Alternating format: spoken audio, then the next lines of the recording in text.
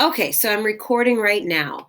So, one of the things that I was thinking about last night was um, how do I get this to make sense, I guess? And for me, I'm a very visual person.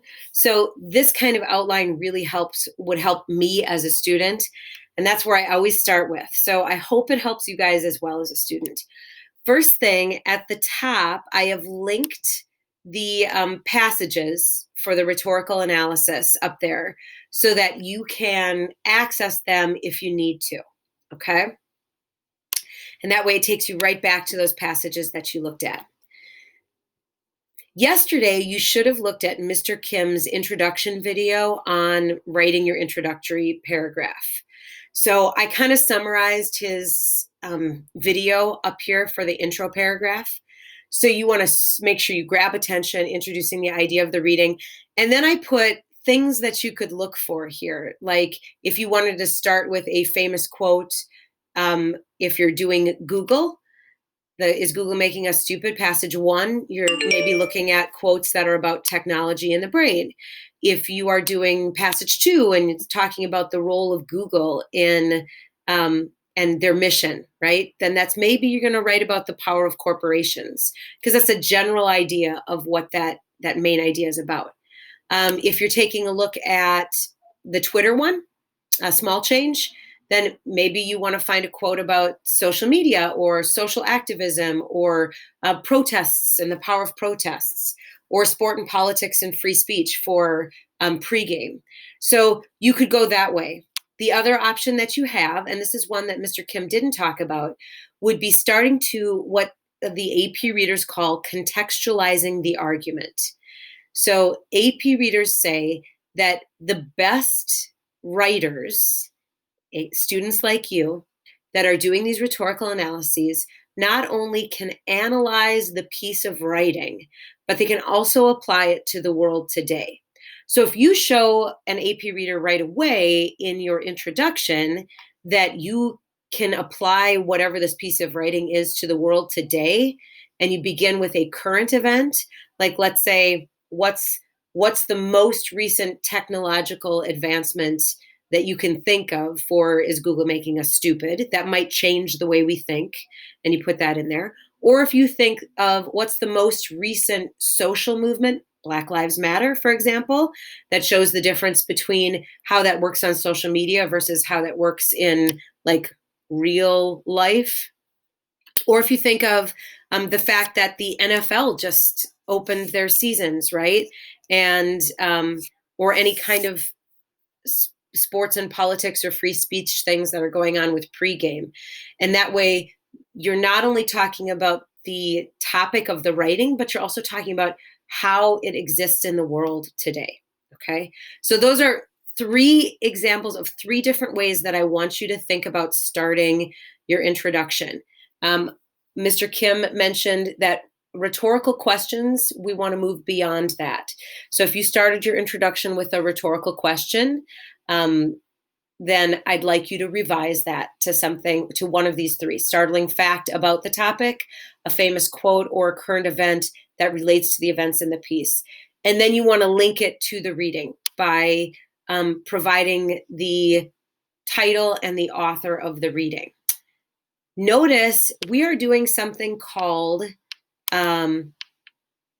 classical organization. Notice that at the end of the first, and this is just for the major paper. I don't want you to do something like this in a timed write, okay? So this is when we're taking a timed write and we're moving it into a more formal paper.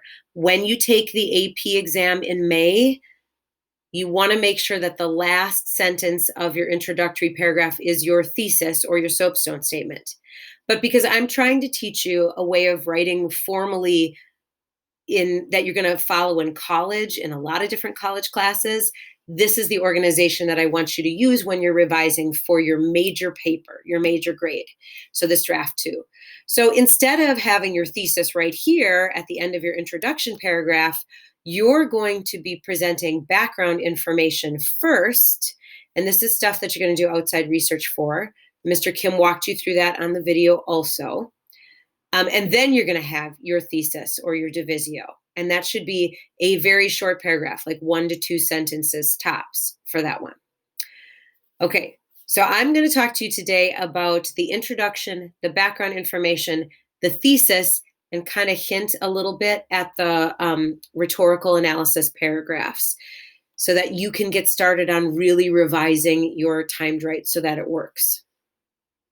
Okay, background information. Remember all that background research you did to write your emails to politicians?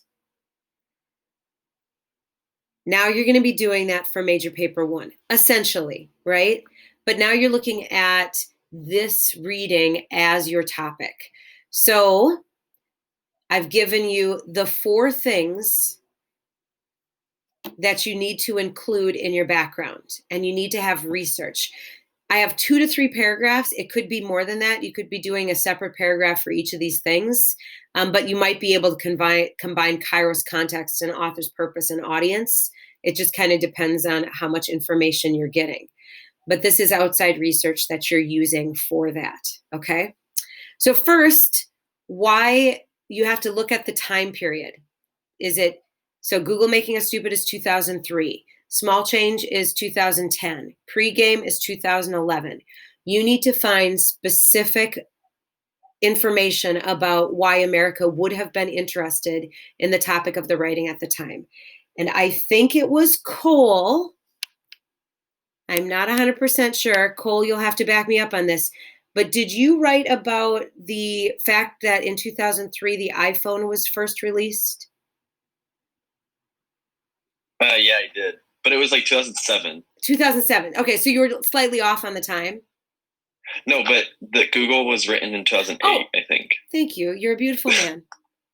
Is it 2000? Oh, it is 2008. Is it? No, yes, 2008. Yeesh. Okay, so you're beautiful. So 2008, so that 2007 release of the iPhone, I mean, that was a perfect thing to put in there in your timed write, because when we started to have smartphones, right, all of a sudden our reliance on the internet and our use of the internet, like, I don't know, more than quadrupled than it had before, right?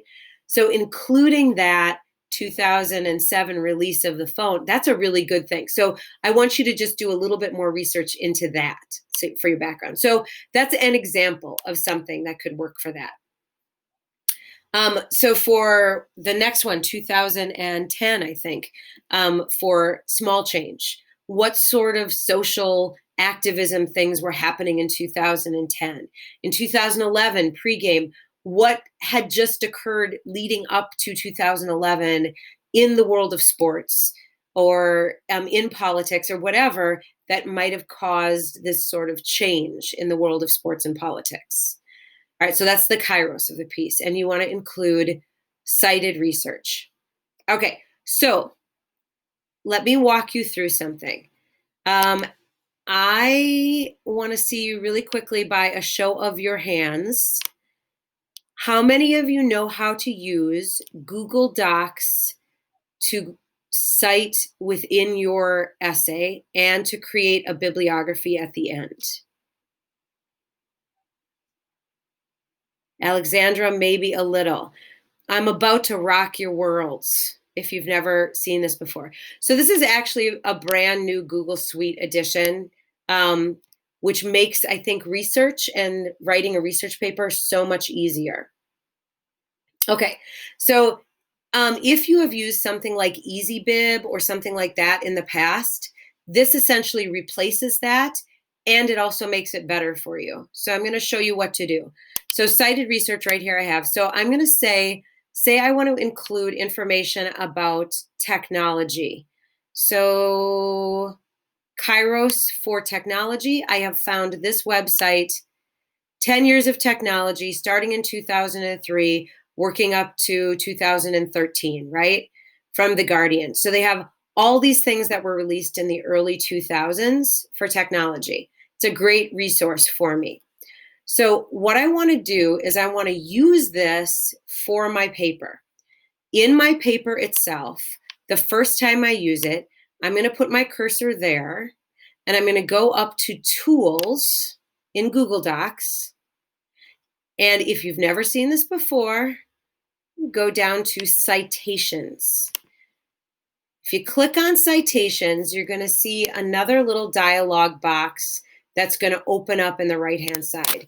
You can switch your format from MLA to APA or to Chicago style. We're going to start off, our first paper is going to be MLA, and then we're going to be moving into APA format. So MLA is fine right now. So when you find a new website, you're going to do add citation source. You want to choose what sort of source you have. I am using a website, The Guardian's website. Technically, they're a magazine newspaper, but since I'm pulling it off online Guardian, I'm going to use website. So now I have to look for some of the things on my document. So I'm going to look for the author of the piece. And if I go over here, I'm going to see that it's Bobby Johnson. Good old Bobby. So over here, I'm going to say Bobby, last name, Johnson. And you can copy and paste, by the way, into this too. If they don't give you someone's name, but instead give you like Time Life Editors or AP Associated Press, you can click this and you can write in Associated Press, right? Instead of the name of the individual person. Otherwise, you're just going with individual people. If there are more than one writer, then you add this and it gives you another last name to put in there. Okay. I don't need another writer though. So now the next thing I'm looking for is the title of the article. It is 10 Years of Technology, 2003. Gonna write that in there. 10 Years of Technology, 2003. Then I have my website title, which is, going back and looking at it, The Guardian. The Guardian. Publisher, I'm going to go down to the bottom of my website page to see what my publisher is. I'm sure it's The Guardian, but in case The Guardian is owned by another company that I don't know of, I want to check. So it's Guardian News and Media Limited. So it is slightly different that I'm going to put in there. Guardian News and Media Limited. URL, going over, just going to copy that URL, control, paste it in there. Publishing day, jump over to my article again. And you only have to do this the first time. After this, it becomes so much easier. So it looks like 16 December 2009. Back to my doc. Day first, 16. Publishing month, December. Publishing year, 2009. Then I press this blue button at the bottom, add citation source. So now I have this citation source that is here and is available for me whenever I need it, okay? The benefit of that is every time I use a piece of information from that source, if I go over here and I click this little blue word that says cite, right where my cursor was, it cited the source for me, Johnson, the way it's supposed to be cited in the paper. There's no questions about it or not, right? Questions about that? The good thing about that too, I'm going to erase that because we don't need that.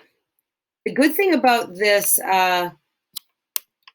citation thing too is even if I click off of it, okay, it's disappeared. Oh my God, I've lost it forever. No, going back to the tools, citations, as soon as I click on that, it pops up right there for me at the end, okay? So as I add sources, I add them here off to the side. Here's the thing that will blow your mind. It will automatically create a works cited page for you when you're done including all of that stuff. So it will save you tons of time of copying and pasting from, if you use EasyBib or whatever it is that you're using. So when you finish including all of your sources, you can go down to the end of your paper, insert a blank page, and then right here, this will turn blue and you click that button, insert bibliography, and it will give you a brand new page that will have your works cited page formatted perfectly, including spacing, including alphabetizing, including hanging indents, all the things that sometimes cause kids trouble. So for this paper, I am asking you to use the Google Doc citation tool to create your internal citations and your citation page at the end. All right.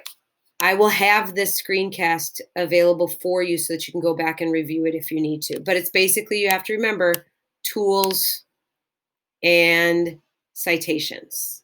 Okay. You will not be able to create a works cited page unless you've actually cited it because it's MLA format. So back up here, I have to insert my citation, click on this. I want to cite it in there. Now I've had actual citation inserted into my paper. Okay. So wanted to walk you through that. So all of this stuff involves cited research, right? That you're going to use for your paper. Context, I put minor research because some of this you might know, right? Like some of this is common knowledge, like what might people who are in favor of internet use and those opposed to internet use say. Definitely, I think common knowledge is those who agree with athletes taking stands politically and those who are of the shut up and play kind of mentality. So you might have some research that can back up your ideas here, but this is going to be mostly common knowledge and might not have a lot of citations in that section. This one, author's purpose and bias, you got to research the author, kind of like what we did with Dave Zurin for pregame the other day and kind of looked at him and found out, like where he stood on things. And then audience. So if you are doing Is Google Making Us Stupid? You want to know what kind of person reads the technology section of The Atlantic. Which kind of person for Small Change would read a section called Annals of Innovation in The New Yorker? What kind of person reads the sports section of The Nation, right? So you want to be specific about that and do some background research into the demographics of the people who read those three magazines. And then I want to see that research included in there. That's a whole new section of your paper that you don't have. That should be 2 to 3 paragraphs that you want to include cited research information about. And then you get to your thesis. And your thesis, one thing that I saw is that, and this is probably my bad, because we did a lot of like general soapstone statements, not based on prompts at all. When you got to the purpose part of the SOAP statement, most of you that I've read so far have not been specific enough in answering the actual question of the prompt. And that's the thing we went over right before you took the timed right. So I've put down what the question of each of the prompts actually are. So if you read the first Google passage, the question that you have to answer in your SOAP statement is, what exactly is Carr saying about the relationship between the brain and new technologies? And you have to go beyond if it's a good thing or a bad thing. Specifically, you have to explain, what effect does he say technology has on the brain? You have to find that answer in the reading and supply that as part of your purpose statement. So for Google, the second Google reading, what is he specifically saying about Google and their mission in that one? And then you can go on down the line. If you did Small Change, what is he saying about revolutions in social media? Or what is he saying about social media activism and its effectiveness, or in comparison to regular activism? Okay, so that's your divisio, and that might be, because you're putting more information in there, you might end up doing a SOAP statement that's more than one sentence. When you get to listing your strategies, Zurin uses or employs X, X, and X in order to blank. Make sure that in your SOAP statement, you have the strategies listed in the order they appear in the reading and in the order they appear in your writing, so that I look at your SOAP statements and I can say, whatever that first rhetorical strategy is, that's going to be the subject of the first paragraph of the body of your paper. Whatever that second strategy is, I can jump to the third paragraph and I can see that's the subject of the third paragraph. Does that make sense? Okay, I'm going to stop this recording right here. And then we're going to talk about this a little bit more together as a group.